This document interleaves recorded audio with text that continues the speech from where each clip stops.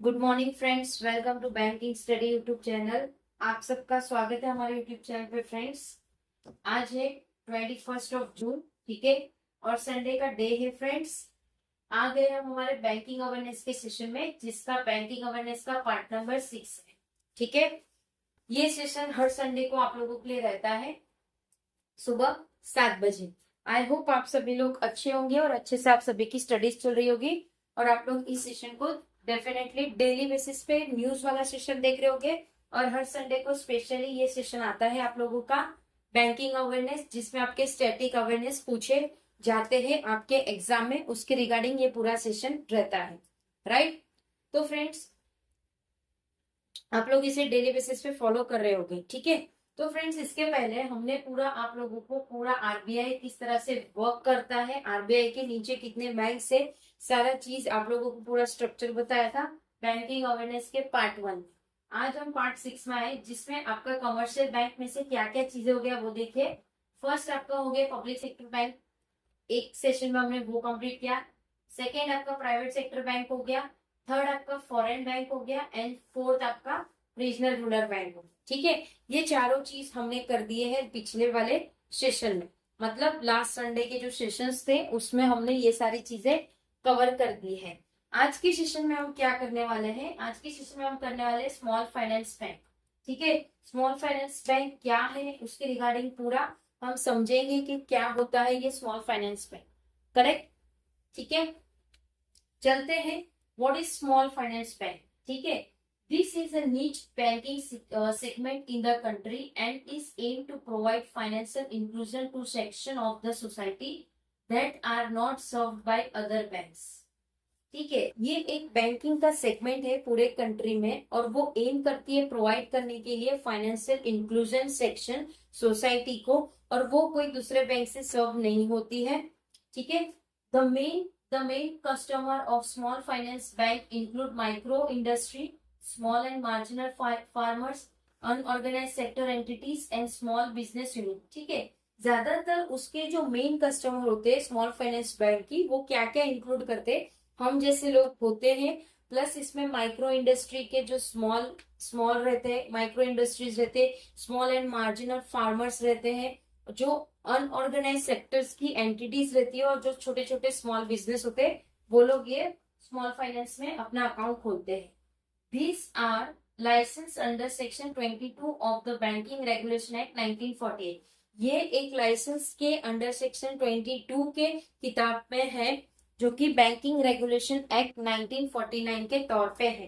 ठीक है, and are govern by the provision of RBI act 1934 and FEMA. ठीक है, तो ये लाइसेंस बैंक है, लाइसेंस है इसका अंडर सेक्शन 22, जो कि बैंकिंग रेगुलेशन एक्ट 1949 के तहत में है, और वो गवर्न होती है, मतलब वो चलती है किसके प्रोविजंस पे, आरबीआई के प्रोविजंस एक्ट पे 1934 के, और एक फेमा के प्रोविजंस एक्ट में चलती है।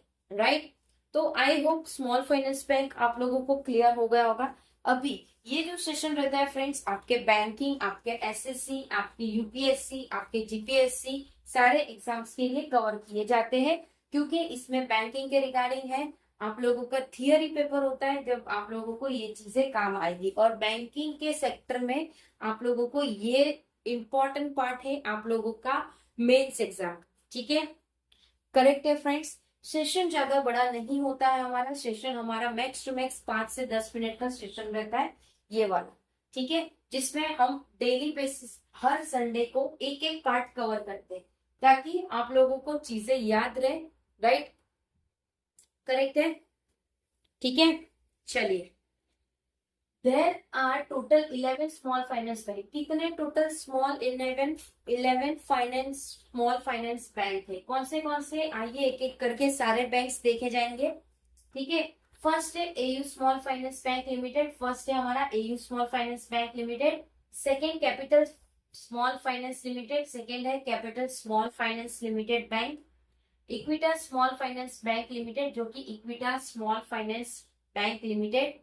सरोध्या स्मॉल फाइनेंस बैंक लिमिटेड, जो कि Suryoday small finance bank limited. Ujjivan small finance bank limited. Right, उत्तर Utkarsh small finance bank limited, total 6 हमने देख लिए, राइट। ये सारी चीजें एक एक बैंक आप लोगों को पूछी जा सकती है, कितने स्मॉल फाइनेंस बैंक है, ठीक है। 7 ESAF small finance bank, right. Fincare small finance bank as 9, Jana small finance bank limited 9th, ठीक है। 10th north east small finance bank 11, Shivalik small finance bank limited, right. तो ये टोटल हमारे कितने हो गए, टोटल 11 हमारे स्मॉल फाइनेंस बैंक हो गए, ठीक है। ये टोटल हमारे 11 स्मॉल फाइनेंस बैंक हो गए, राइट। आई होप एक एक सारी चीजें आप लोगों को समझ आई कि स्मॉल फाइनेंस बैंक क्या होता है, उसके कितने बैंक से, उसके टोटल कितने बैंक से। कमर्शियल बैंक कंप्लीट हो चुका, ये आज हमारा स्मॉल फाइनेंस बैंक का कोटा कंप्लीट हो चुका है। नेक्स्ट सेशन जो आपका नेक्स्ट संडे होगा, जैसे कि 28 जून, उसमें हम कोऑपरेटिव बैंक्स देखेंगे, राइट, ठीक है। करेक्ट है, एक बार रिपीट कर देते जो भी हमने लास्ट टाइम किया था उसके रिगार्डिंग, ठीक है, ताकि आप लोगों को याद रहे। पूरा आरबीआई का चार्ट ही आप लोगों को बता देते हैं, राइट। तो बैंकिंग सेटअप इंडिया में कब कब हुआ था? 1934 RBI act 1934 on the basis of central bank investigation committee report 1933, ठीक है। 1934 में ये हुआ था। और 1935 में क्या हुआ था? आरबीआई इस्टेब्लिश हुआ था, जिसका हेडक्वार्टर हमारा कहाँ था? कोलकाता में। द हेडक्वार्टर बाद में मूव हो चुका है कहाँ पे? मुंबई में। कौन से ईयर में? 1937 के year, right. 1944 negotiation of Bretton Woods, ये उनका नेगोशिएशन था ब्रिटेन वुड का। एंड 1949 जो कि ये बैंकिंग रेगुलेशन एक्ट है, क्या है? आरबीआई नेशनलाइज हुआ, बैंकिंग रेगुलेशन एक्ट हुआ 1949, जो कि एक फोर्स में आए। और सीडी देशमुख ने अब चार्ज लिया आरबीआई गवर्नर, राइट, ठीक है। तो आरबीआई गवर्नर का हमने चार्ट देखा था। सबसे पहले आरबीआई गवर्नर है, उसके बाद आप लोगों का आता है दो, एक आता है शेड्यूल बैंक, सेकंड आता है नॉन शेड्यूल बैंक। अब शेड्यूल बैंक में दो चीजें आती है, commercial bank and cooperative bank, right. Commercial bank में जैसे हमने देखा public sector bank, private sector bank, foreign bank, regional rural bank, right.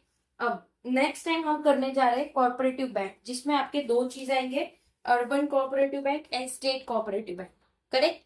ये आपका एक रिवीजन हो चुका है पूरे 6 पार्ट का, राइट। अब आपको इसका रिवीजन एक एक उसका पीडीएफ अगर आपने प्रिंट निकाला है तो बहुत अच्छी बात है, प्रिंट निकाल दिया है तो उसको आपको सिर्फ बार बार रिपीट करना है। तो स्टैटिक पार्ट आपका डे बाय डे इंप्रूवमेंट होता दिखेगा आप लोगों को, राइट।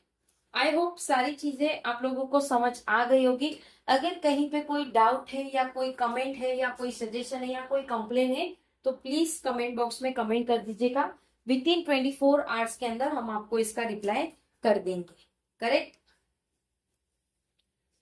पीडीएफ सारी आप लोगों को टेलीग्राम ग्रुप में मिल जाएगी, टेलीग्राम ग्रुप को ज्वाइन कर लेना, ठीक है। अभी फिलहाल के लिए पीडीएफ बंद है क्योंकि वो एग्जाम है, नीट एग्जाम आज, तो इस वजह से टेलीग्राम ग्रुप को बैन कर दिया गया है इंडिया में कुछ दिन, मतलब कुछ टेम्पररी बेस के लिए, ठीक है। तो जैसे ही टेलीग्राम चालू हो जाएगा पीडीएफ आप लोगों को वहां पे मिल जाएंगी। हम वेट करेंगे 25 तारीख तक का, अगर नहीं होता है तब तक फिर उसके बाद हम हमारा कुछ एक नया प्लेटफॉर्म भी आप लोगों के लिए जनरेट कर देंगे, जहां पे सारी पीडीएफ आप लोगों को मिलती रहेगी, मतलब एक ग्रुप जैसा, राइट, ठीक है, करेक्ट।